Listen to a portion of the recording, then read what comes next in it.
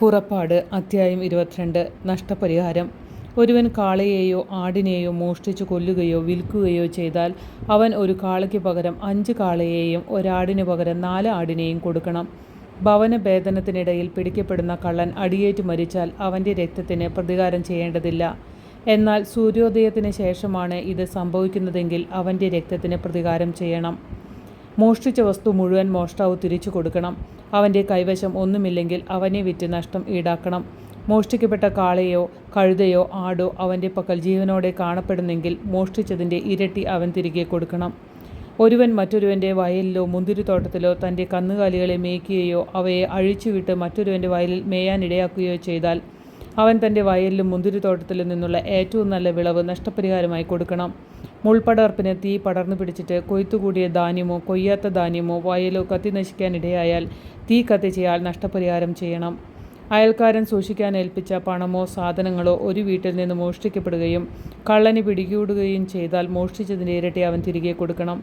കള്ളനെ പിടികിട്ടിയില്ലെങ്കിൽ താൻ അയൽക്കാരൻ്റെ വസ്തുക്കളിൽ മേൽ കൈവച്ചിട്ടില്ലെന്ന് വീട്ടുടമസ്ഥൻ ദൈവത്തിനു മുമ്പിൽ സത്യം ചെയ്യണം.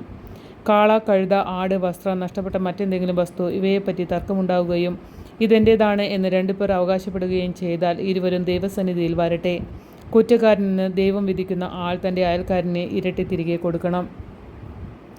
ഒരുവൻ അയൽക്കാരൻ്റെ പക്കൽ സൂക്ഷിക്കാൻ ഏൽപ്പിച്ച കാളയോ കഴുതയോ ആടോ മറ്റെന്തെങ്കിലും മൃഗമോ പരിക്കേൽക്കുകയോ ചത്തുപോവുകയോ നഷ്ടപ്പെടുകയോ ചെയ്യുകയും അതിന് സാക്ഷിയില്ലാതിരിക്കുകയും ചെയ്താൽ ആ അയൽക്കാരൻ കർത്താവിൻ്റെ നാമത്തിൽ സത്യം ചെയ്ത് തൻ്റെ നിരപരാധത തെളിയിക്കണം. ഉടമസ്ഥൻ സത്യപ്രതിജ്ഞ അംഗീകരിക്കണം. മുതൽ തിരിച്ചു കൊടുക്കാൻ അപരന് കടമയുണ്ടായിരിക്കുകയില്ല. എന്നാൽ അത് തൻ്റെ പക്കൽ നിന്ന് മോഷ്ടിക്കപ്പെട്ടാൽ അവൻ അതിൻ്റെ ഉടമസ്ഥന് നഷ്ടപരിഹാരം ചെയ്യണം. വന്യമൃഗങ്ങൾ അതിനെ കടിച്ചു കീറിയെങ്കിൽ തെളിവിനായി അവശിഷ്ടങ്ങൾ ഹാജരാക്കട്ടെ. കടിച്ചു കീറപ്പെട്ടതിന് നഷ്ടപരിഹാരം ചെയ്യേണ്ടതില്ല. ഒരുവൻ തൻ്റെ അയൽക്കാരിൽ നിന്ന് ഏതെങ്കിലും മൃഗത്തെ വായ്പ വാങ്ങിയിട്ട് ഉടമസ്ഥൻ്റെ അസാന്നിധ്യത്തിൽ അത് ചാകുന്നതിനോ അതിന് മുറിവേൽക്കുന്നതിനോ ഇടയായാൽ അവൻ നഷ്ടപരിഹാരം ചെയ്യണം. എന്നാൽ അത് സംഭവിക്കുന്നത് ഉടമസ്ഥൻ്റെ സാന്നിധ്യത്തിലാണെങ്കിൽ നഷ്ടപരിഹാരം ചെയ്യേണ്ട. അത് കൂലിക്കെടുത്തതാണെങ്കിൽ കൂലി കൊണ്ട് നഷ്ടം പരിഹരിക്കപ്പെടും. വിവിധ നിയമങ്ങൾ. വിവാഹ നിശ്ചയം കഴിഞ്ഞിട്ടില്ലാത്ത ഒരു കന്യകയെ വശീകരിച്ച് അവളോടൊത്ത് ശയിക്കുന്നവൻ വിവാഹത്തുക നൽകി അവളെ ഭാര്യയായി സ്വീകരിക്കണം.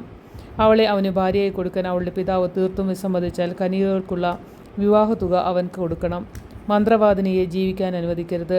മൃഗത്തോട് സംഗമിക്കുന്നവൻ വധിക്കപ്പെടണം. കർത്താവിന് മാത്രമല്ലാതെ മറ്റു ദേവന്മാർക്ക് ബലി കഴിക്കുന്നവനെ നിശേഷം നശിപ്പിക്കണം. നിങ്ങൾ പരദേശിയെ ദ്രോഹിക്കുകയോ ഞെരുക്കുകയോ അരുത്. നിങ്ങൾ ഈജിപ്തിൽ പരദേശികളായിരുന്നല്ലോ. വിധവയെയോ അനാഥനെയോ നിങ്ങൾ പീഡിപ്പിക്കരുത്.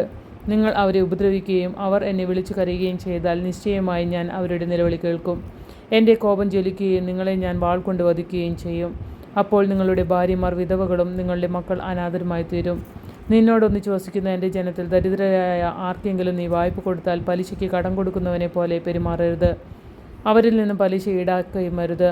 അയൽക്കാരൻ്റെ മേലങ്കി പണയം വാങ്ങിയാൽ സൂര്യാസ്തമയത്തിനു മുൻപ് അത് തിരികെ കൊടുക്കണം. എന്തെന്നാൽ അതുമാത്രമാണ് അവനുള്ള പുതപ്പ്. തൻ്റെ ശരീരത്തിൽ അണിയുന്ന ആ ഉടുപ്പല്ലാതെ അവൻ ഉറങ്ങുമ്പോൾ പുതയ്ക്കാൻ മറ്റെന്തുണ്ട്?